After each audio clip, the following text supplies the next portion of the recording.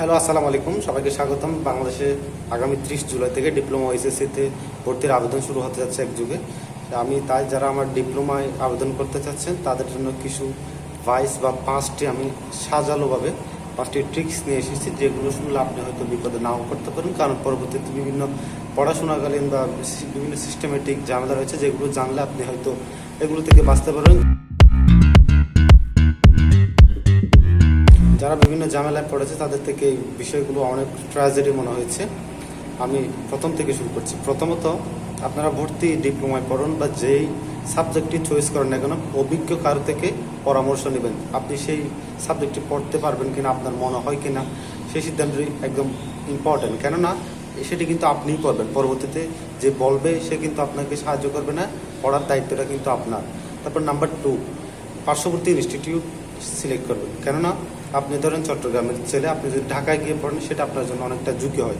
চট্টগ্রামে বিভিন্ন ইনস্টিটিউট রয়েছে, চট্টগ্রাম, রাঙ্গামাটি বা পার্শ্ববর্তী যে কোনো ইনস্টিটিউট অবশ্যই সিলেক্ট করবেন, জন্য আসা যাওয়া বা থাকা কানার জন্য খুব সুবিধা হয়। নাম্বার 3, পছন্দের ইনস্টিটিউট পর্যায়ক্রমে ফার্স্টে রাখার। ধরুন আপনার পছন্দের প্রথম ইনস্টিটিউট হচ্ছে শেরেবাংলা ইনস্টিটিউট, ঢাকা।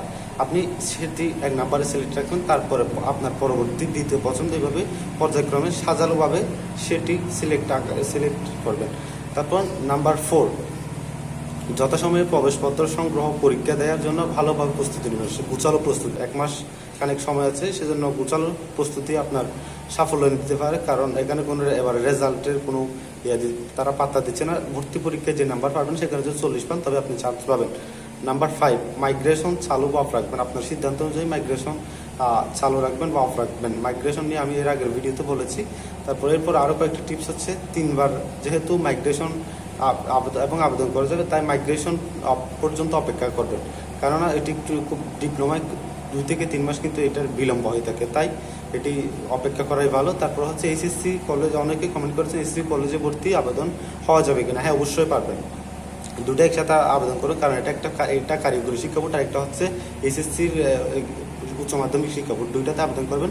এসএসসিতে পারলে ভর্তি হয়ে যাবেন, কেননা দেরিটা একটু দেরিতে হয় এবং ভর্তি রেজাল্টের ক্ষেত্রে দেরি হতে পারে, তাই আগে ভর্তি হওয়া বেটার। তারপর জিপিএ যদি আপনার ভালো হয় সরকারিতে আবেদন করবেন, এবং যদি একটু মান খারাপ হয়, চান্স না পেতে পারেন এরকম যদি মনে হয়, তবে বেসরকারি বাংলাদেশে অসংখ্য আমার যে কথাগুলো বললাম সেগুলো মাথায় রেখে আবেদন করবেন, কেননা পরবর্তীতে বিপদে পড়তে পারেন।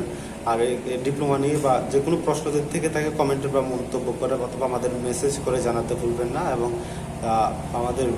আপনার যদি আমাদের ভিডিওগুলো ভালো লাগলে তাহলে সাবস্ক্রাইব করতে ভুলবেন না। ভালো থাকবেন। ধন্যবাদ সকলকে। আল্লাহ।